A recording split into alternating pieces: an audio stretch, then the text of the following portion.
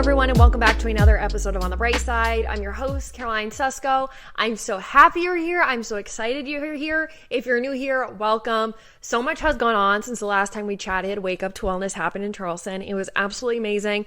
We got to do bikini charming. We got to make new friends, and I literally was just crying happy tears because it was everything I could have asked for and more. It's now August, but yesterday was On the Bright Side's 4th birthday.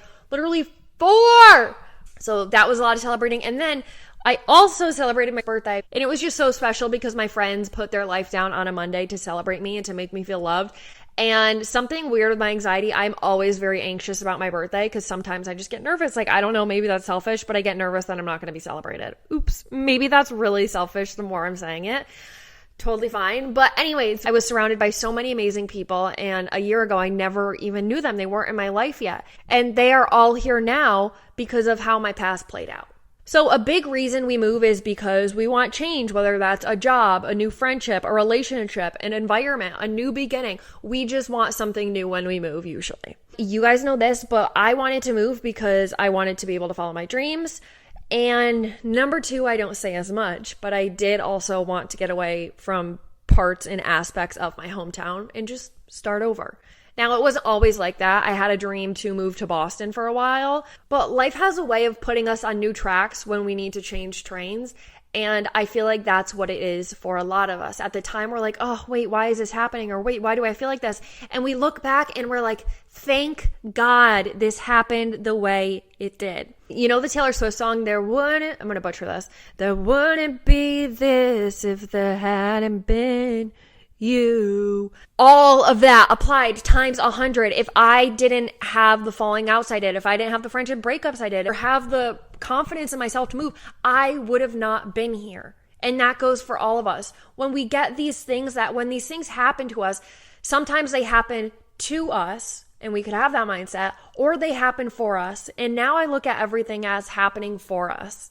Everything that played out the way it did happened for me to be right here now. So I think the biggest thing I learned on my 24th birthday was you can be grateful for your table and still be grateful for the people who unknowingly led everyone to that table. It's weird because as we get older, friendships get different. Like when we're younger, friendships become because we're in the same class or proximity or because our parents know each other or we're family friends or we live in the same town. It's not really much about values at such a young age because we're just like, oh, you like Barbies? I like Barbies? Cool. I'll meet you at the playground, girlfriend. And that's kind of how friendship goes at a young age. And then once we cling on to those friendships, they kind of start to grow with us as we grow older. And I think for a lot of us, we assume that if we have these friendships at a young age, we are destined to have them for the rest of our lives. I've seen this on Instagram so many times of the Instagram post that's like, you've been friends with someone for 7 years, you are guaranteed a lifetime friendship with them. Well, debunked that one, my friend. Debunked that with a capital D. But I thought it was a bad thing, and it's not a bad thing. So we start looking for green flags in friendships. And when I say green flags in friendships, I mean that we find people who can apologize when they've done wrong and actually mean it. We find people who truly include us. We find people who make us feel celebrated instead of feeling like someone we're competing with. And for me personally, a big one I found out was loyalty. I need my friends to be loyal. My grandma is one of the most loyal people to me.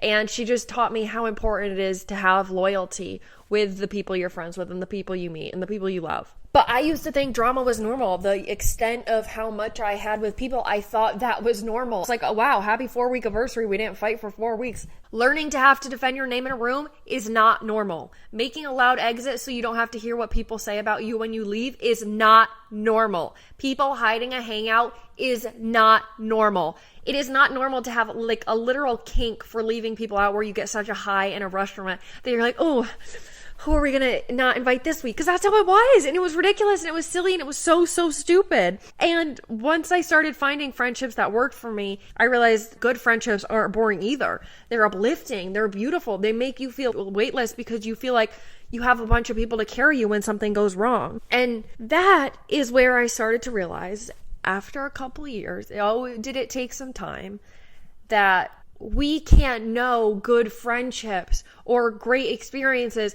if we don't have bad ones to compare it to. Because then what would it be? We wouldn't have anything to compare it to, so how do we know it's good?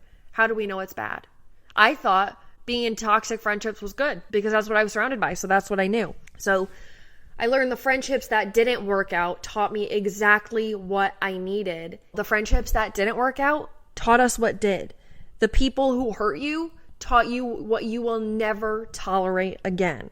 The people who made you feel excluded made you realize how important inclusion is. People who made you question yourself, they taught you to trust yourself. And without them, we wouldn't have that just yet. In a way, the people who were in my life served as a blueprint of what I wanted to free myself from. It was a blueprint of exactly what I no longer wanted, of what I didn't deserve, and what I didn't want to be surrounded by. Because, again, if this didn't happen, I wouldn't be in Charleston. I wouldn't have met the people that I'm surrounded by now. Even before that, I ended up meeting one of my best friends a month after I had a friendship breakup because I had a lot more time. It was one of my best friends. And now I had so much more time on my hand because I was mourning a friendship. I had no idea who to call to get ice cream with or who to text or who to FaceTime. So I was just sitting with my thoughts some days. And that's when a really wonderful friendship came into my life and has been in my life forever since. And then slowly, very, very slowly, it went from fuck you to thank you. And sorry, pardon my language,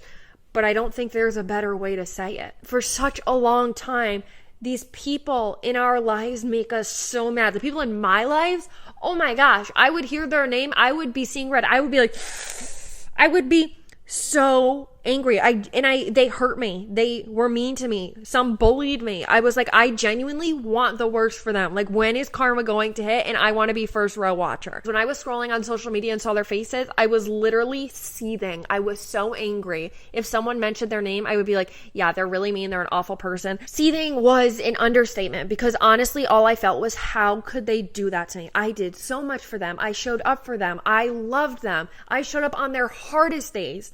And they couldn't show up for me when I was mad at them and when I was angry with them. If they said something, I tried to hurt them back with words. And that doesn't make us a bad person. It just honestly makes us human because hurt people hurt people.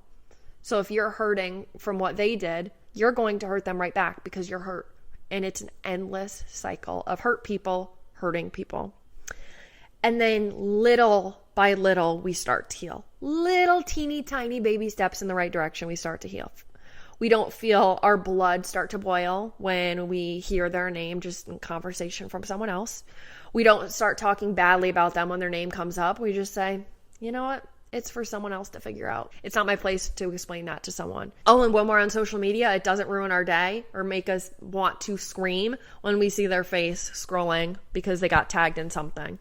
Yeah, one day you just start to heal, and there's no perfect concoction for healing. We all heal and accept things at different times, and we shouldn't beat ourselves up for still feeling angry or still feeling upset or feeling mad. But I promise you, there's light at the end of the tunnel. After year one, I was like, holy moly, like, when is this going to end? Like, when am I going to not care when I see their face? Please let me know. LMK. But then my therapist told me, girl, people cope differently, and that's okay. Some people know more hurt. Some people don't know as much hurt. So when they're hurt, it's different levels of hurt, and we cope with it differently because it's what we know.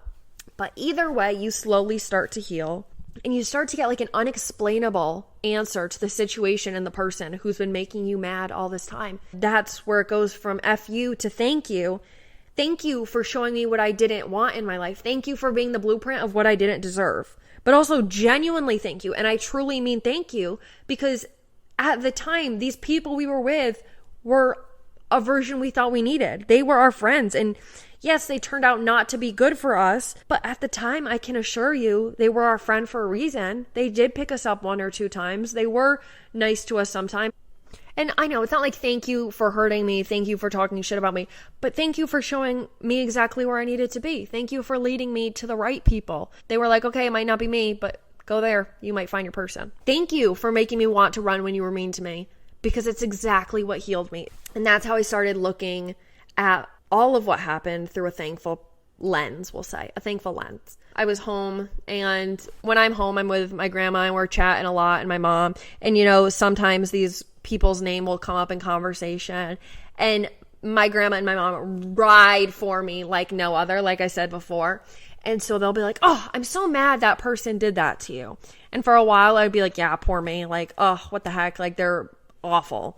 And then I think after this birthday And then when I went home was when I fully realized, no, I'm really thankful for them. If they weren't mean to me at the time they were mean to me, I would have moved to a whole different place. I would have been living with a whole different people. I would have known anyone who's at my table now if they didn't show me their true colors when they were at my table then. And that's when it all clicked. Thank you. Thank you for being mean. Thank you for hurting me. Thank you for leaving me out, because it brought me to this exact moment where I'm the happiest I've been with the people who truly make me happy and feel loved and feel included. You just slowly start to detach from the hurt. And I'm not saying any of us are grateful that these people hurt us. And I'm not saying what happened was okay. And I'm definitely not saying everyone who has hurt us in the past should have access to us now. But I'm saying it does lead us exactly where we're meant to be, surrounded by exactly who we're meant to be with. Being grateful doesn't mean you have to have reconciliation and be friends with them again. Moving on, it doesn't mean you have to pretend it didn't happen, because it did happen. You don't need to forget how they made you feel. And forgiving them doesn't mean you need to have a friendship again. You can forgive and keep that chapter closed, but have more respect for that chapter ending there. To finally be able to heal, to be surrounded by their presence and not flinch, to see their face and not get angry, is the most freeing feeling ever. They no longer control how you feel, and you're not waiting for an apology that you're never going to get. And honestly, there were apologies I did get, and I got them, and when I got them, I waited for these apologies, and I was like, come on, they're going to come to their senses. And I got an apology, and I was like, that was the worst apology ever. That did not make me feel better. That just made me mad, because they still, they really don't know. So why should I hold on to it when I'm the one who was hurt? Why should I add more to my burden of being hurt? We shouldn't. So you just slowly let the hatred go. No revenge. Just moving on and being happy with where you are now. And that's when you realize you aren't the same person as you were before. You're a person who's healed on the other side. When I was hurt, I was someone I didn't want to be. I talked negatively about them and felt fine doing it, because I was like, well, it's true. Well, it's true. They did this. It's mean. It's true. And I just kept going. That was my persona, just like an angry, gossipy person. It wasn't gossip because it did happen, but I was just so angry and involved in this stuff because I wanted them to feel how I felt. I was pissed. I was like, come on, revenge. Where is it? Where and when? Then once I was like, wait, I don't want the worst for them. I want them to be happy. They deserve to have a great life too, surrounded by great people. We just weren't meant for each other. And I still want the best for them. And I truly wish them the best. But the best for each other is not in each other's lives. And when you start to have that healing mindset, that's when you realize you've truly healed.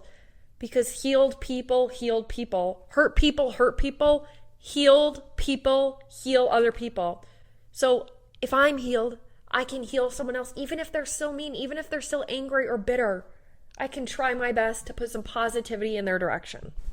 And that was when I stopped needing people to get hurt just because I was hurt. I was like, oh, I don't need revenge anymore. I don't need to get even or tell everyone my side of the story. That's a really big one. When we feel like we need to explain ourselves to 100 million people when they start going around with their stories, I'm like, whatever. If they want to say it, let them think that about me. Let the people I tell think that about me. And I'm done convincing people I'm a good person, because I know I'm a good person. The people I'm surrounded by make me know I'm a good person. I am a good person. We are good people. So that's where we realize we can just move forward, because healed people heal people. And I think one of the biggest signs that I healed was that I wanted to stop getting even with people who hurt me. And I just wanted to move on. And I just wanted to live my story and follow my dreams and do my thing and let them do theirs far away from me. And then before you know it, you fast forward into the current moment you're in. And for me, it was my birthday party. And before you know it, you look around and you are surrounding yourself with people who demonstrate all the things you once didn't even know existed. Each person you're surrounded by now is proof that you've grown, proof that you've changed for the better. Think about all your friends and who you're surrounded by. One might represent being really trustworthy. One represent loyalty. One might represent being super funny and silly. And you thank yourself again and again and again that you left those harmful environments so you could get this beautiful life surrounded by beautiful people down the line. And it might have been really hard at first. It might have been nonstop tears and why me? But then you look back and you say, thank God that happened to me. And maybe there always has been a bigger plan that I didn't really understand or realize at the moment. And most of all, that just because more than one person hurt you, you didn't give up on what a good friendship could be or was. You stayed being a good friend. You didn't give up on all people just because some people showed you bad mistakes in friendships. You just slowly started to unlearn the trauma. Example, for me, I had a really, really hard time sharing friends because there were 3 instances where I introduced my friend to someone else's friend and they either backstabbed me, cut me out of the group, or got closer than I was with them. And so it gave me like a trauma response. I was like, I don't want to share my friends because when I share my friends, something bad always happens. But then I started hanging around new people and life started to look differently. And I unlearned that trauma bond of sharing friends. And I was like, guys, who wants to be my friends? Oh my gosh, everyone. Like, we can all kumbaya together. And I think I'm really happy that I learned to see that other side. And it teaches you how to trust again and to love again and feel like you can be you again because you trust humanity. You trust the people around you. You trust friendships and you trust relationships. And you don't give up on all of humanity just because people showed their mean true colors to you. So your table will change, and that's okay. Sometimes people are not meant to have a seat at our table forever. Sometimes they're just meant to be in our lives for a chapter, a season, or a reason. But I can promise you, everyone that has been in our life teaches us something, 110%, whether it's what we don't want to be or what we do want to be or how we can be a better person. Each person brings a lesson. We become so many versions of ourselves in our lifetime, and we grow into ourselves and we change and we evolve. And as we change, so does our table and who we surround ourselves with.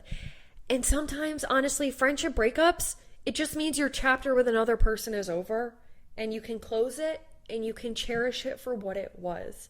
I think we just choose anger when we go through friendship breakups because that's our initial response. But why not we just start saying thank you? Thank you for what you did bring to my life. Thank you for the happy memories you brought. But I'm going to end this here now because I've grown, I've changed, I've evolved, and they may have too. And we're growing in 2 different directions, and that's okay. And as we grow older and grow up and mature, it's not about how big our table is. It's not that we hope our table goes on for miles and miles and miles. The goal is to have a good, loyal group of people at your table who support you and love you for you.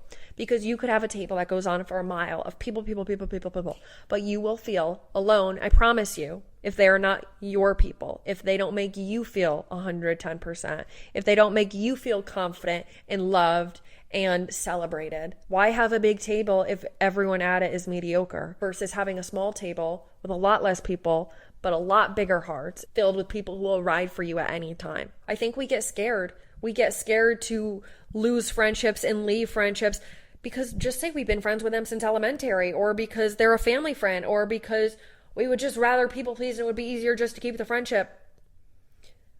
Those friendships aren't supposed to be a seat at your table.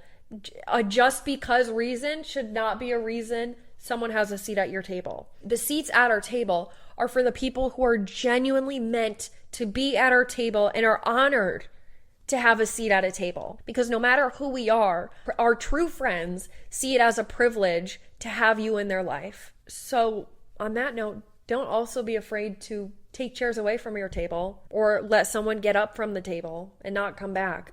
Just because you have a lot of people doesn't make it a less lonely place. We give so many people 3rd chances and 4th chances and 5th chances when there are people begging for just one chance to be able to sit at their table and prove to you how much they can love you and how much they can cheer you on and how loyal they can be to you and how good of a friend they can really be. So if people don't want to sit at your table, let them get up. It's a privilege for them to be sitting at your table. And that's the way you should see it with your friends too. You want a table that glows, full of people who love you and full of people who honor you and full of people who support you.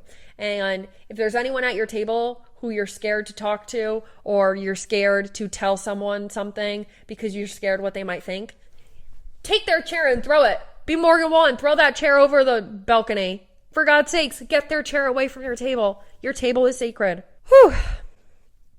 So, after this birthday, I kept thinking about my table, and I think for so long I was focused on the people who hurt me that I never stopped to appreciate where it all eventually led me. And now I see it from a whole new perspective, and I say thank you.